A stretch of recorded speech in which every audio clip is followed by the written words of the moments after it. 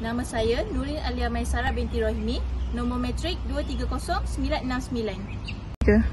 Nama saya Ainur Maisara binti Mak Sahlan, nombor matriks 229467. Saya Nur Ali Sahana binti Kamal Syahari, nombor matrik 229961. Saya Nur Atira binti Rafi, nombor matrik 230052. Nama saya Siti Nur Syafina binti Muhammad Syafi'i, nombor matrik saya ialah 230091. Saya Nur Sakinah Safia Fazal Hafizi, nombor matriks 228263. Saya Ainur Ismail Balkis binti Abdul Fattah, 230628.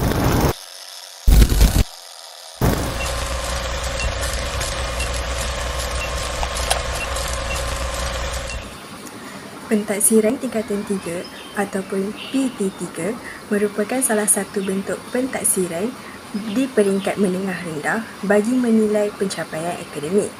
Pentaksiran tingkatan 3 ini telah diperkenalkan pada tahun 2014 bagi menggantikan PMR ataupun penilaian menengah rendah. Antara kesan positif bagi pentaksiran tingkatan 3 ialah dapat meningkatkan keupayaan murid dalam menyelesaikan masalah secara kendiri dan juga mengurangkan tekanan terhadap peperiksaan yang berbentuk hafalan semata-mata.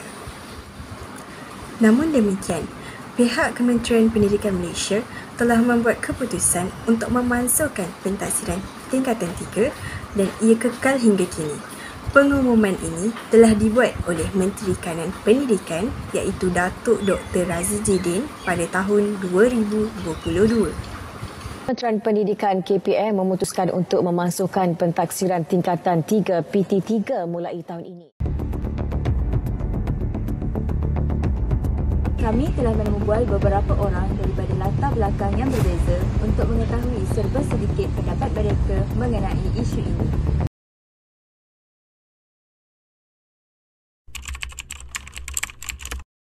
Pertama, ada dua sebagai guru.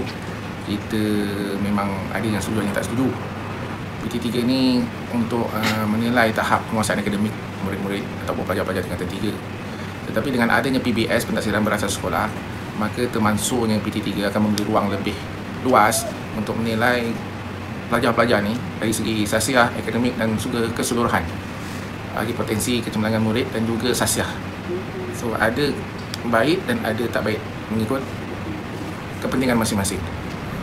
Saya sebagai guru memang kalau boleh PT3 ni diteruskan untuk menambah baikan dan lebih fokus pada akademik pembelajaran. Memang dalam masa yang sama juga PBS memberi laluan bagi kita menilai tahap sasiah pelajar-pelajar itu selepas akademik, ataupun dia tidak ada masalah tentang exam oriented.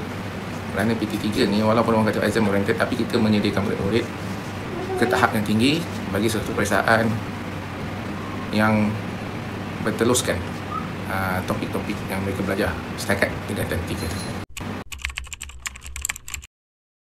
Apabila PT3 dimasukkan, maka penilaian terhadap murid-murid ke tingkatan 4 banyak berteraskan kepada PBS, pentaksiran berasas sekolah. Untuk sekolah menengah kita ada USA, ujian akhir akademik, di mana daripada 40% penilaian akademik peperiksaan dinilai daripada USA ataupun dipanggil AUSAH, dan yang lain ini lebih kepada PBS, yang mana kemahiran panggil tertentu pada setiap pelajaran. Sebagai guru, memanglah kita galakkan murid-murid ada penilaian akademik ataupun peperiksaan. Sebab tingkatan 1, 2, 3 tu 2 tahun.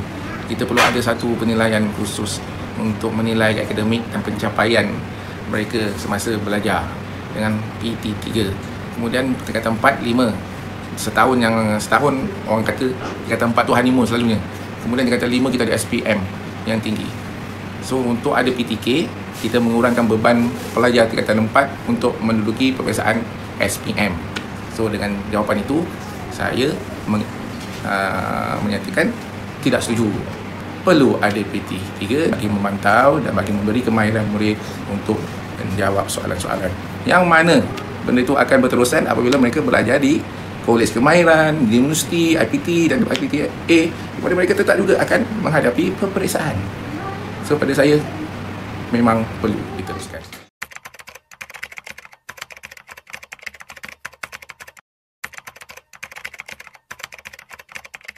Okay. Perasaan saya tidak melalui PT3 ni, saya berasa sangat lega kerana tidak perlu menghadapi peperiksaan besar seperti PT3 ni. Saya rasa lega sebab tak perlu hadapi tekanan peperiksaan sebenarnya, peperiksaan besar. Tapi dalam masa sama rasa risau sebab tak pasti macam mana penilaian dibuat. Tindakan yang pertama saya akan buat jika PT3 ni tidak dimasukkan ialah saya akan membuat persediaan awal. Terutamanya dalam menghadiri kelas-kelas tambahan dan juga menanyakan kepada guru tentang subjek-subjek yang saya tidak kuasai lagi. Kalau PT3 masih ada, saya akan belajar bersungguh-sungguh dan belajar bersungguh dan membuat persediaan supaya dapat keputusan yang baik. Bagi saya, ianya tidak begitu sukar kepada saya, tetapi ia agak mencabar kerana jurusan ni dipilih oleh guru mengikut prestasi sepanjang tahun saya. Dan bagi saya, pelajar lain pun menghadapi kesukaran yang sama, tetapi ia berbalik semula kepada individunya sendiri. Sama ada dia boleh teruskan ataupun tidak. Suka sebab kadang-kadang pilihan guru tak sama dengan minat kita. Tapi saya faham, saya buat berdasarkan prestasi.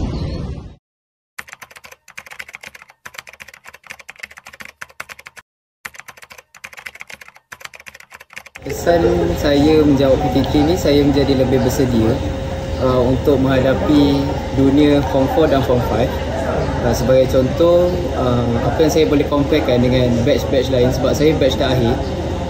Batch lain ni nampak macam mereka tak ada peperiksaan yang besar, jadi mereka tak ada persediaan untuk menghadapi SPM tersebut. Untuk kami, batch saya, kami ni dah ada mindset di mana ada tahun yang akan ada peperiksaan besar. Kemudian kami ada macam mindset untuk buat persediaan awal, cara belajar, benda-benda seperti itu. Kemudian dari segi pemilihan kos pula, lebih senang untuk kami kerana kami ada penilaian bertulis. Berbanding mereka yang tak ada penilaian bertulis tu, mereka nak memilih kos tu lebih sukar. Nak masuk ke sekolah bersama penuh pun lebih sukar. Jadi sekian. Saya rasa dengan pemansuhan PT3 ni sebenarnya satu langkah yang baik sebab negara kita beralih kepada penilaian yang bukan lagi berteraskan peperiksaan. Satu perkara yang bagus. Cumanya daripada segi pelaksanaan tu kurang cantik, perlu ada pemurnian lagi. Kerana macam kita tahu PT3 dah tak ada. Tapi sekolah membuat penilaian berdasarkan PBD, taksiran berdasarkan sekolah kan. Dan taksiran berdasarkan sekolah tu guru-guru sendiri tidak jelas. Disebabkan guru tak jelas, mereka pun tak boleh nak jelaskan kepada ibu bapa bagaimana pelaksanaan itu dilaksanakan dan sebagainya.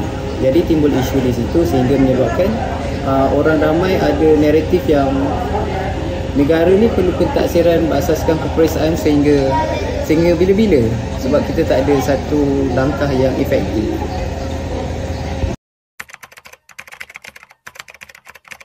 Bagi saya PT3 ni perlu selagi mana sistem kita tak ada satu sistem yang betul-betul mampu menampung pelajar, kemasukan pelajar ke asrama penuh dan ke peringkat menengah atas ni yang lebih baik. Sebagai contoh macam waktu zaman saya PT3 dimasukkan, pihak-pihak asrama penuh dan sekolah tingkatan atas ni mereka macam menghadapi satu kepeningan macam mana nak nilai untuk nak masuk, pelajar-pelajar nak masuk sekolah dan sebagainya. Dan saya rasa isu tersebut berlaku sampai sekarang.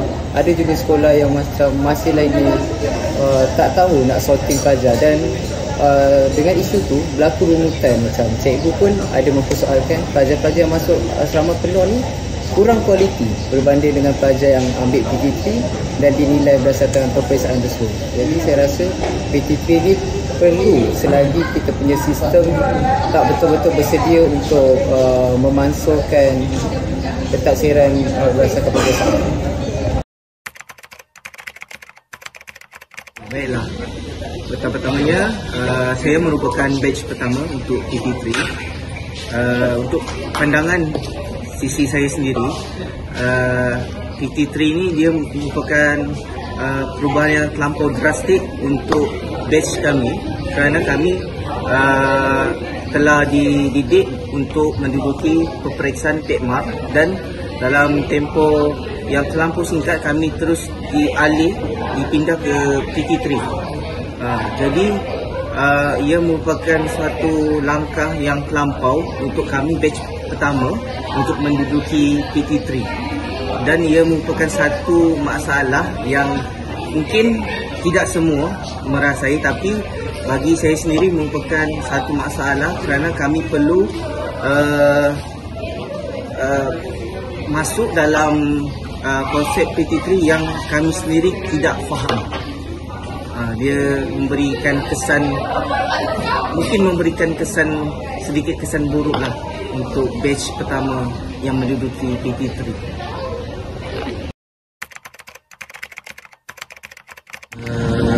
Bagi pandangan saya, sejujurnya saya merupakan batch pertama, tapi kami mendapat banyak kesan, mungkin sedikit kesan negatif.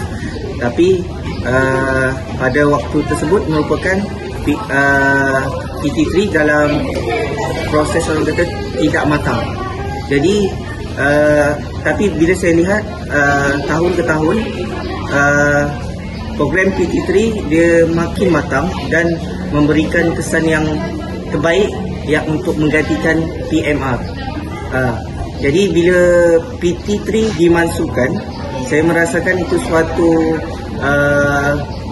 kesan buruk lah untuk pelajar pada masa sekarang, kerana bila tidak ada peperiksaan bagi pelajar tingkatan 3, dia akan memberikan kesan buruk kepada mereka untuk memilih jalan untuk menuju apa yang ingin diorang kejar untuk masa depan mereka. Kesimpulannya, isu mengenai pentaksiran tingkatan 3 ini mempunyai pendapat yang berbeza daripada latar belakang dan juga kategori yang berlainan. Kita perlu mengambil setiap sudut pandangan dengan fikiran yang terbuka, kerana perspektif daripada setiap orang tidak sama disebabkan oleh daya pemikiran yang berbeza.